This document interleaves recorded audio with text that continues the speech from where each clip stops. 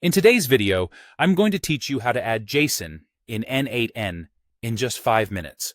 Whether you're a seasoned N8n user or a newcomer trying to streamline your workflows, this quick guide will get you up to speed in no time.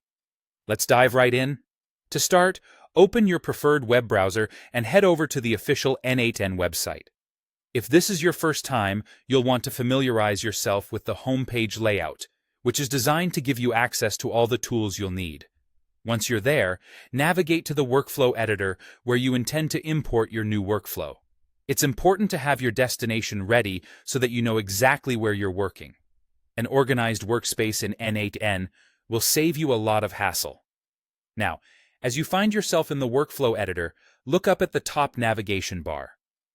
Here, you'll notice 3 dots which symbolize More Options. Think of these 3 dots as your gateway to additional functionalities within N8n, so go ahead and give them a click. Doing so will bring up a list of further options. Among these, find and select the option labeled Import from File. This step is crucial as it enables you to bring external data, in this case, your JSON file, into your N8n workspace. Before proceeding with the import, ensure that your JSON file is saved and easily accessible on your device. Having it ready will make the process smoother and quicker.